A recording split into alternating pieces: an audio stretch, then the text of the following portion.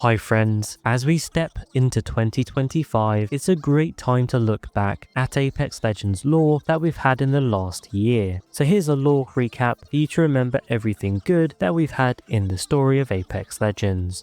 2024 kicked off with us in the midst of Season 19. We just had the conclusion of the Kill Code story, with Revenant Reborn quite literally stabbing Eduardo Silva in the back, thus leaving the Syndicate under new management and Revenant as an uncapped killing machine. The start of 2024 also saw new Legend Conduit trying her best to fit in, but struggling a little bit with a case of homesickness. Normally a phone call home would help with that, but when she calls her sister, she realizes her sister knows the truth about why Conduit joined the games. Next, we would see the Apex Games celebrate its 5th anniversary under new management with the Syndicate after Eduardo's demise. The anniversary was a chance for the Legends to finally enjoy some fun and happiness. There was a lot going on for Horizon at this time as well. She had a flashback memory of when she was preparing her shuttle for her trip to space to find Branthium. Newton was with her as she was doing the checks, and herself and Ash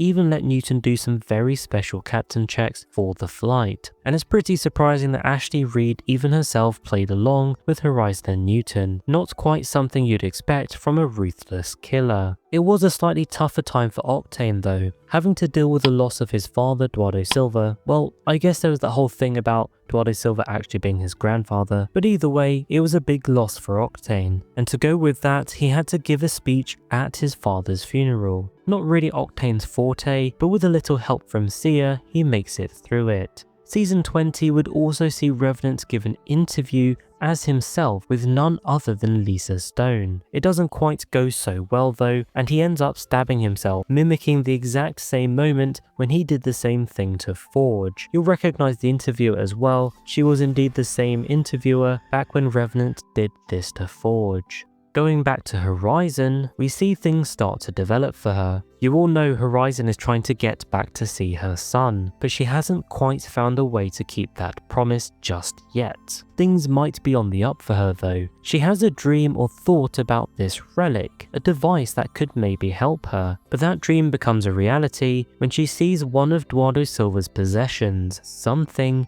he'd actually found decades ago on the other side of the galaxy, which makes Horizon think some kind of time paradox could be going on here. She decides this item, this relic, within Eduardo Silva's possessions is something she really needs to get her hands on, and Conduit is here to help. She lets Horizon know that if Horizon took part in the event going on, one of the rewards is one of Eduardo Silva's personal possessions, so Horizon decides to enter. Unfortunately, it doesn't quite go Horizon's way, and Octane ends up winning. However, Octane's a good guy, and he knows Horizon needs the relic to get back to see her son, so he gifts it to her. Even though he won, and in theory he would get to choose the prize, he did something good with his choice, and he helped out Horizon. We do see some strange things starting to happen in the Apex games towards the end of Season 20. While Horizon's in the waiting room, we see something knock over the glass that Marvin is holding in the background. More strange things start phasing in on the maps as well, like portals opening up from another world, where it seems Olympus is phasing into maps like Broken Moon.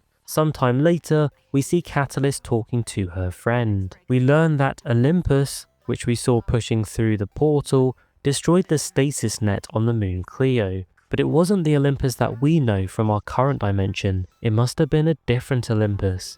And that leads us into Season 21, where we get to learn about the cause of this strange behaviour with these random portals appearing. And that cause is none other than Alter, the new legend to join the games and someone who has a deep connection to Horizon. Alter is a dimensional traveller that has experienced many different dimensions and many different lives. She likes to cause havoc and chaos, and has witnessed the destruction of many dimensions. But over the course of witnessing all of this, she began to notice a pattern, a common cause for the destruction of all of these dimensions. They were not random, but they were as a result of one person, leading her to the path of this dimension with our familiar legends in. And that makes Season 21's lore very interesting.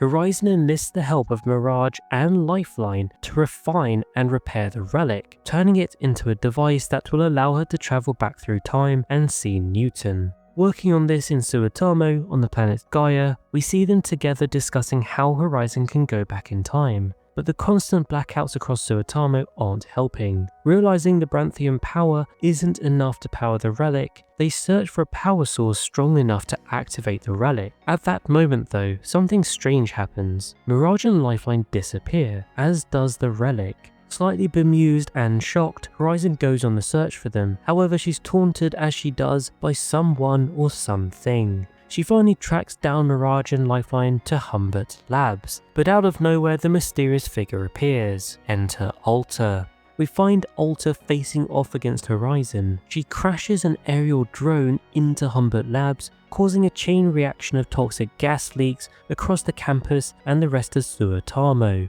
Lifeline manages to break free though, and this allows her to attack Alter, but Alter makes light work of dealing with Lifeline by using a portal to take her out of the fight. Mirage is next. He uses his decoys, thinking he's duped Alter to get the upper hand, but she's a lot smarter than him. She drops the grenade and jumps in a portal, and that grenade takes Mirage out of the fight. That just leaves Horizon facing off against Alter. During their skirmish, Alter continues to taunt Horizon. As the fight escalates, they engage in hand-to-hand combat, but this Horizon isn't like the others Alter has encountered. This Horizon in this universe is strong. Eventually, after a little help from Newt, she manages to defeat Alter. A satisfied Alter states that she's not Horizon's enemy, claiming that she possesses what is needed to help Horizon travel through time and reunite with Newton. Alter then retreats into the gas through a portal, but not before showing an Apex invitation card where she promises to meet Horizon on the fields of the Apex Games. Horizon, Lifeline and Mirage, slightly stumped and confused by who Alter even is, are able to make it out of the gas leak and to safety. The repercussions of the gas leak, however, are felt by the people across Suotamo, and this leads to Crypto and Caustic having to go back to Suotamo, where they're both from, to rescue their mother. Luckily, after a bit of convincing, they're both able to get her out of there.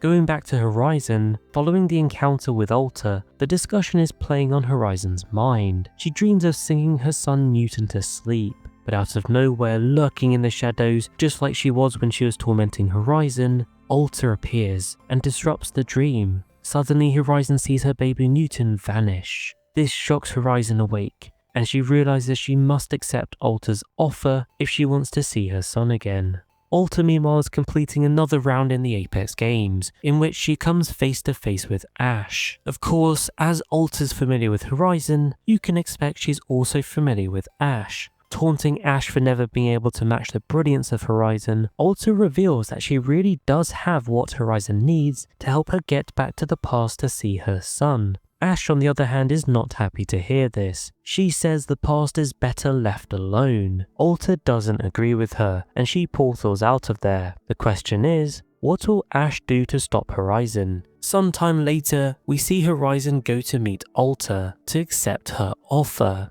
Alter reveals that she does know many versions of Horizon. Apparently, she's famous in more worlds than just one. She gives Horizon the power source that she needs to get back to Newton, which turns out to be a piece of the Ark. Now, Ark technology is a piece of alien technology discovered on the planet Typhon. Very little is known about the Ark, except for the fact that it acts as a kind of power source, and it was an essential component critical to the operation of the Fold weapon during the Wars of Titanfall. In fact, that's exactly what it was intended for by the IMC, with all the experiments that the Ares division was doing on it. Lucky for the planets they were going to target with this weapon though, Jack Cooper and BT were able to destroy Typhon, and with it, the Ark technology seemingly disappeared. The closest thing we have seen is the technology used by Jackson to get the IMC Hestia from the frontier to the Outlands in less than a year, when it's normally a 20-year journey. However, we're now seeing this technology resurface pretty much for the first time, and in the hands of Alter nonetheless. And this is the kind of power that Horizon could use to power the relic and potentially turn it into a time-traveling device that will allow her to get back and see Newton. And that just leaves one question. Why is Alta being so helpful? What stakes does she have in helping Horizon get back to see Newton? After all of this, Season 22 sees the Apex Games move to a new location, E-District. It's an area of Suotamo that itself is steeped in history. E-District, the Electro District, was once a thriving city in Suotamo on the planet Gaia. The city takes much inspiration from Angel City in the Frontier. You can even see the old statue in Old Town in E-District bears a striking resemblance to the statue in Angel City. I know you Titanfall 2 fans will be very familiar with this, and there are many other little tributes to the history that can be found throughout E-District, such as paintings and carvings on the wall, and even little nods to famous titans. E-District is a multicultural city with a range of influences, with a strong Japanese theme running throughout, hence the similarities to Tokyo in the neon vibe and the structure of the high-rise buildings. The north is the more affluent and classy area, with places like the Resort, the Lotus, and the Galleria. The south is a bit more of the traditional part of the city, with the old town and the shipping arcade. E-District is one of the oldest areas of Suotamo. It was getting ready to celebrate its 400th birthday. However, those plans were put on the back burner when the epic storm hit Storm Point and basically shut off the power to E-District, as Storm Point is one of the main energy suppliers to Suotamo. You can see the energy bank in the center of E-District. This is the central energy source for E-District, and it's visible from anywhere you visit in the area of the city. When the power was cut because of Storm Point, this actually became the center of the riots in the city, as the residents became desperate for their fair share of power, as blackouts began to devastate the city. During this time, even many of the legends were in the city. Horizon, Mirage and Lifeline were working together in Suotamo on the time-travel device that Horizon had acquired, and she was hoping to use to get back to see her son. Around the same time, Alta actually appeared, and their ensuing altercation at Humbert Labs in E-District caused a chemical gas leak, further devastating and affecting the people of Suotamo. E-District and the wider Suotamo's lore, in fact, ties very closely with the legends, and a few in particular. You see, Crypto is originally from Suotamo, along with his adopted sister Mila. They were orphans that were taken in by a kind lady called Mystic, who raised them as her own. Mystic also had another child by birth called Alexander Knox. You'll know him as Caustic. Both Crypto, real name Tajin Park, and Caustic are wanted men on Suotamo, so it's interesting that both return in their disguises with the Apex Games. Tajin Park is wanted for the murder of his sister, although we know he was framed by the Syndicate and that Mila is in fact still alive, so we might actually end up seeing her now that the games are taking place in her home city. Caustic is wanted for starting a fire at Humbert Labs, among other more nefarious things. Anyways, back to the gas leak that Alta caused. This led to Crypto and Caustic having to team up to help rescue their mother Mystic and escape the gas leak. The culmination of all these events, including the gas leak, however, led to the widespread evacuation of E-District, leaving the area abandoned and derelict. Thanks to Watson's efforts on Storm Point though, the power source for E-District became viable again. This encouraged the Syndicate to sweep in and take over the abandoned E-District, cleaning it up after the riots and restoring the power, and thus it becomes the new site for the Apex Games.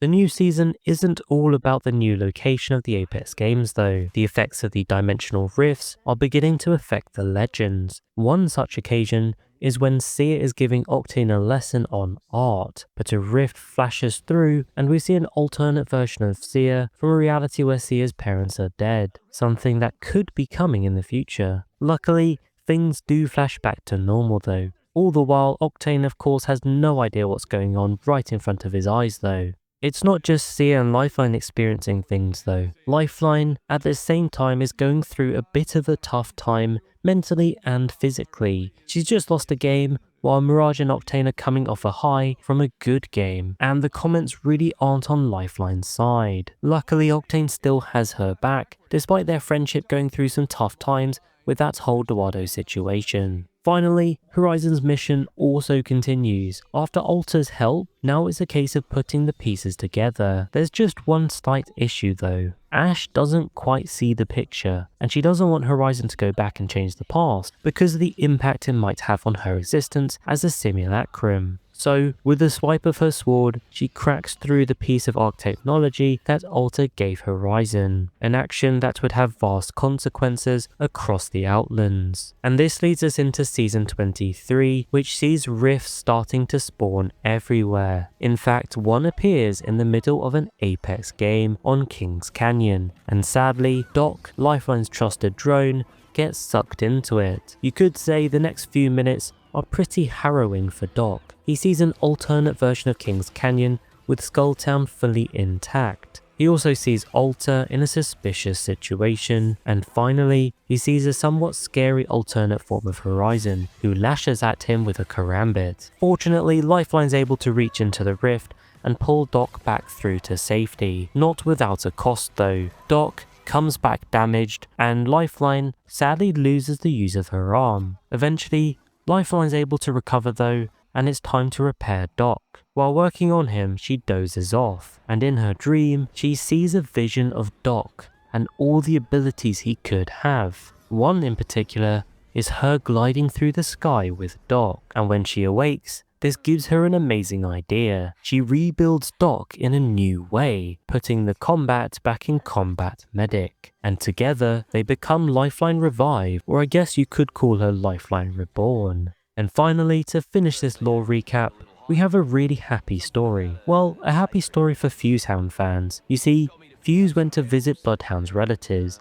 They had him hike to a sacred place. They had him move some ice blocks and even engage in some light crafting. It turns out, those are all the traditional proposal rituals, and he ends up down on one knee with a very special axe to give to Bloodhound. After a bit of a long and slightly confusing speech for Fuse, Bloodhound says yes. And at that moment, Fusehound becomes official. And what a way to round out the lore for 2024 in Apex Legends. I know it's been a bit of a rough year for Apex, but there's still lore hidden around the game, as you can see from this video, and I hope it helped you at least catch up on some of the things you might have missed. Let me finish this video by saying a massive thank you to all of you for all of your support this year. Every time you watch one of my videos, every time you like, and every new one of you that subscribes to one of my videos, honestly it makes a huge difference, so thank you, and I wish you all a very happy new year.